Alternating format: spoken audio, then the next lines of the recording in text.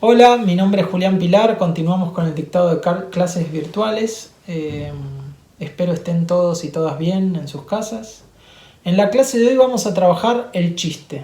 Situémosla en el programa. Estamos en el módulo B, las formaciones del inconsciente, y lo vamos a trabajar a la luz de un texto de Freud de 1905 que es El chiste y su relación con el inconsciente. Este texto Freud lo escribió en la misma época en la que escribió Tres ensayos.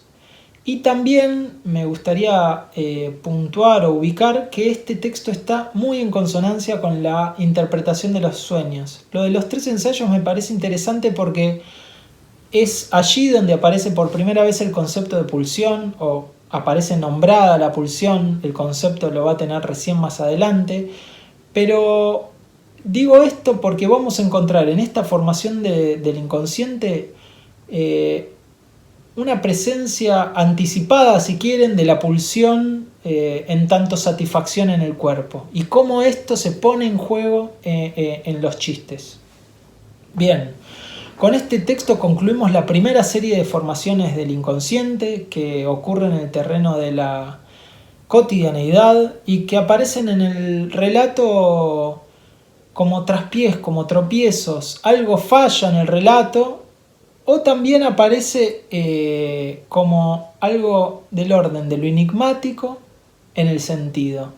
Y todas estas formaciones del inconsciente dan cuenta de la escisión que existe entre consciente e inconsciente, y que es un para todos los sujetos. No es algo como estaba de algún modo escrito en el comienzo, que era algo de la patología, sino que Freud empieza ya lo habíamos visto, cómo se empieza a borrar esta diferencia o división entre los normales y los enfermos. Esta barrera ya casi no existe.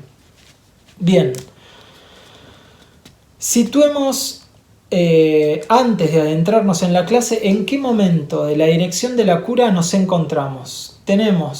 Estamos en el arte de la interpretación, tenemos un inconsciente descriptivo, que es el inconsciente por el momento, que llamaremos preconsciente, un inconsciente dinámico, que es ese inconsciente que insiste eficazmente y que logra filtrarse, pero a condición de hacerlo desfiguradamente, o sea, se expresa, pero se expresa siempre con sustitutos desfigurados, y que estuvimos trabajando con la interpretación de los sueños. Vamos al texto de Freud. Capítulo 1 no entra en la bibliografía obligatoria, pero quería puntuar que allí Freud hace una suerte de estado del arte del chiste, es decir, qué es lo que se sabe o se estudió hasta la fecha del escrito de Freud en relación a este tema. Si lo leen, podrán ver que la mayoría de los autores que se ocuparon de este tema son poetas. Es decir, este no es un tema del cual la ciencia seria se ocupaba. Acá hay una decisión de Freud de ocuparse, y si leen el texto van a ver la rigurosidad con la que se ocupa Freud. Es decir, lo trata como un biólogo al chiste. Observa, identifica qué elementos lo componen, qué elementos son indispensables para que haya un chiste, hace una clasificación, una categoría de chistes. Todo esto porque él encuentra un valor en el chiste. No solo revela el funcionamiento de la vida anímica de los sujetos, sino que además tienen un gran valor para la sociedad, y eso lo constatamos aún hoy. Bien, en el horizonte lo que vamos a tener que tener en cuenta es la problemática del sentido y la articulación de esta con la satisfacción en el cuerpo. ¿Cómo es que el sentido y la satisfacción en el cuerpo de algún modo se articulan? En el texto Freud va a hablar de Witz. En alemán Witz puede traducirse como chiste, pero tiene varias acepciones, y las voy a decir para que podamos pensar de qué tipo de chistes estamos hablando. Se puede traducir como ingenio, gracia, agudeza, ocurrencia, todas palabras que son del orden del instante, de algo que ocurre y que brota de golpe, casi involuntariamente. Esos son los chistes que nos interesan. Por otro lado, quería que puntuemos qué es lo que hace a las formaciones que estuvimos viendo, chistes, sueños, lapsus, olvidos, qué es lo que las hace formaciones del inconsciente. En todas ellas vamos a encontrar las leyes del inconsciente, que son la condensación y el desplazamiento. Y por otro lado, me gustaría que diferenciemos las formaciones del inconsciente que ya vimos del chiste. Dos cuestiones son fundamentales. La primera es que para que un chiste exista es necesario que un otro lo sancione como tal, mediante la risa, porque sin eso no hay chiste posible.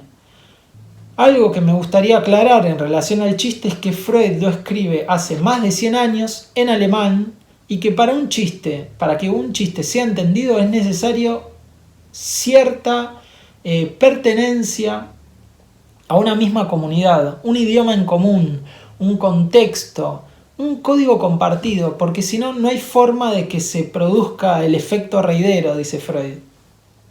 Y con esto, además, quería decirles que cuando lean los chistes que está exponiendo Freud, es muy probable que no les cause gracia y bueno, si quieren esto para pensar principalmente y fundamentalmente en el funcionamiento del chiste y no tanto en el efecto, en la ganancia de placer que viene con la risa. Bien. El chiste precisa de un otro para existir y nos produce una ganancia de placer, un plus de satisfacción. Ese plus de satisfacción que venimos de algún modo precisando a lo largo de la cursada y que vamos a seguir investigando e intentando cernir. También podemos pensar la importancia del chiste en tanto es una palabra que produce efectos en el cuerpo. Vamos a la parte A, capítulo 2, la técnica del chiste, donde Freud va a pensar la condensación con formación sustitutiva. Allí Freud va a tomar como ejemplo un chiste que apareció en el capítulo 1 de un poeta llamado Heine. Y dice así: un agente de lotería pobre se vanagloria de las relaciones con un varón rico, que es el barón de Rothschild. La cuestión es que este agente de lotería pobre es invitado a la mansión del barón de Rothschild, y cuando este agente de lotería cuenta de esa experiencia, dice lo siguiente: tomé asiento junto a Rothschild y él me trató como uno de los suyos, por entero familiarmente. Freud se pregunta, ¿qué es lo que convierte esta frase en un chiste? ¿El pensamiento que se expresa en la frase o es el modo en que esta frase fue expresada? Para responderlo, lo que hace es tomar una traducción del mismo pensamiento, pero con otra modalidad de expresión.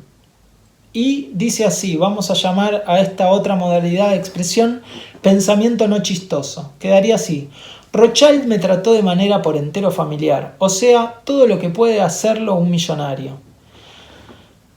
Y dice así Freud: si expresamos el mismo pensamiento con otras palabras, desaparece el chiste. Es decir, Freud concluye que lo chistoso no adhiere al pensamiento, sino a la forma en que fue expresado. Si expresamos el mismo pensamiento con otras palabras, desaparece el chiste. Lo que concluye Freud es que el chiste no adhiere al pensamiento, sino a la expresión con la que el pensamiento es expresado. Él lo dice en la página 19 abajo, lo leo. Entonces, si el carácter de chiste de nuestro ejemplo no adhiere al pensamiento mismo, se lo ha de buscar en la forma, en el texto de su expresión. No nos hace falta más que estudiar la particularidad de ese modo de expresión para asir lo que puede designarse como la técnica en las palabras o expresiva de este chiste, y que por fuerza ha de vincularse íntimamente a la esencia del chiste. Después se pregunta Freud, ¿pero qué es lo que convierte a una expresión en un chiste? Y observa dos cuestiones. Por un lado, que se produjo una abreviación. Y por el otro es que hubo una transmudación en una de las palabras. Esto es, comparando la expresión no chistosa con la expresión, con el chiste, con el texto del chiste. Y dice así: si tomamos el pensamiento no chistoso, vamos a ver que una de las hilaciones de pensamiento fue suprimida y que esa supresión se produjo, pero dejó como secuela un sustituto desfigurado en el texto del chiste. Entonces, esta palabra neoformado, que en este caso es familionar, va a ser la secuela de esa hilación de pensamiento suprimida. Y dice así Freud en la página número 20. Pero la frase perdida no se fue sin dejar ningún sustituto a partir del cual podemos reconstruirla. En efecto, se ha producido además una segunda modificación. La palabra, familiarmente de la expresión no chistosa del pensamiento, fue transmudada en familionarmente en el texto del chiste. Y justamente de este producto léxico dependen sin duda su carácter de chiste y su efecto risueño. Se ve como Freud, y esto piénsenlo a la luz del momento en el que estamos, ¿se acuerdan? El arte de la interpretación, a partir de un sustituto desfigurado va a encontrar cuál fue el texto perdido. En este caso es familionar. A partir de familionar encuentra cuál es la hilación de pensamiento perdida. Pero si lo hacemos esto mismo con el olvido de nombres propios, podemos encontrar el mismo trabajo de desciframiento. A partir de Signorelli, encontrar qué es lo que fue suprimido. A partir de un contenido manifiesto, encontrar cuál es el contenido latente. Se ve cómo está la lógica presente en todas las otras formaciones del inconsciente. Gráficamente lo va a exponer en la página también 20 y lo vamos a ver ahora en una pantalla. Tenemos familiar por un lado, milionar, que fue la palabra sofocada o parte de la palabra sofocada, y familionar, que es la formación sustitutiva. Nos explica luego que el proceso que transportó el pensamiento fue una fuerza compresora. El resultado de la condensación es la abreviación, y es allí donde nosotros vamos a encontrar la ganancia del placer, es decir, a raíz de la condensación, no de la abreviación. La abreviación fue un efecto de la condensación, esto lo explica Freud. Y por otro lado, algo que vale aclarar y que está en el texto de Freud es que haya condensación no siempre significa que tiene que haber una palabra neoformada. A veces no las hay y se produjo una condensación. Depende mucho más de las palabras que de la hilación de pensamientos.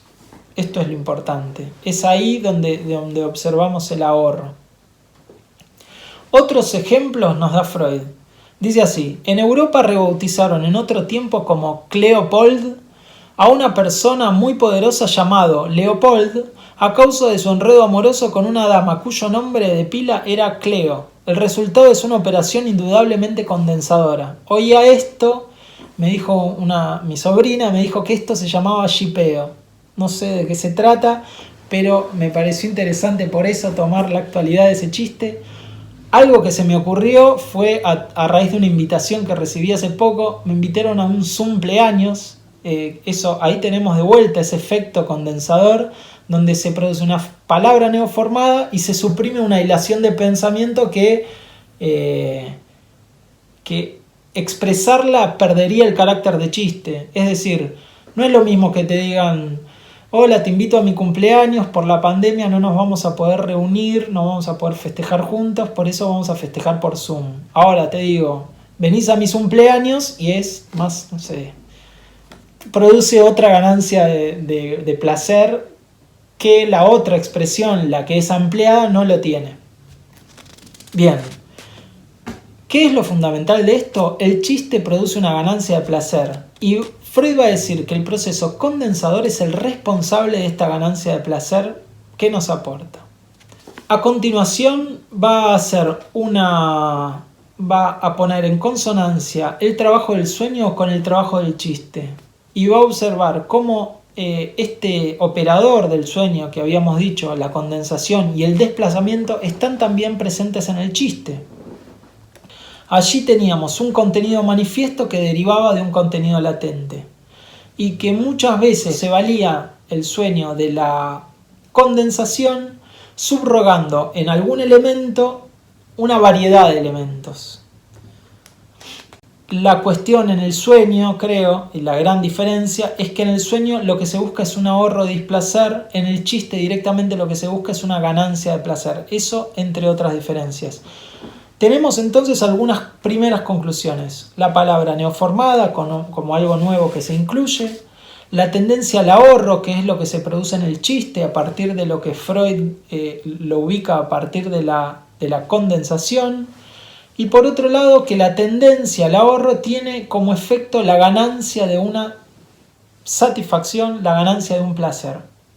La risa del otro como aquello que acredita el chiste ubica algo de la relación con el otro que es necesaria para la existencia del chiste. Cito a Osvaldo Delgado: el chiste articula un efecto lingüístico con un efecto del orden de la satisfacción. Este es un texto, el texto del chiste, que anticipa por un lado la dimensión pulsional y por otro lado, en psicología de las masas, esto de que la satisfacción es con otros. Ahora voy a dejarles un cuadro en el cual van a poder ver la diferencia entre el chiste, lo cómico y el humor.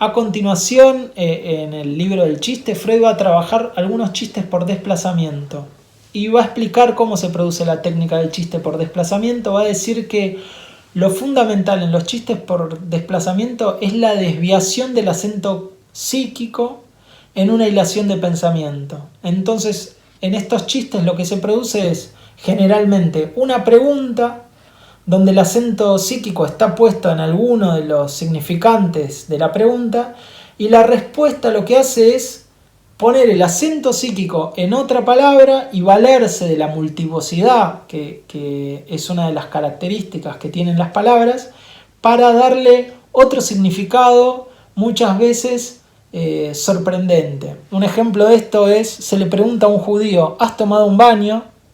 Y la respuesta es: ¿acaso falta alguno? A ver, el acento estaba puesto sobre el baño, si has tomado un baño, y quien responde cambia el acento psíquico, lo pone sobre la palabra tomar y le da otra acepción que la tiene de tomar como agarrar. Hay un montón más de chistes, si quieren búsquenlos. En el punto 4, Freud lo que hace es ordenar y resumir las diversas técnicas de chiste que estuvo exponiendo, y lo que va a concluir es que todas las técnicas del chiste están gobernadas por la tendencia al ahorro. Es decir, hay algo del ahorro que produce satisfacción y que es universal en relación al chiste. Con esto nos referimos a uno de los elementos indispensables para que haya un chiste.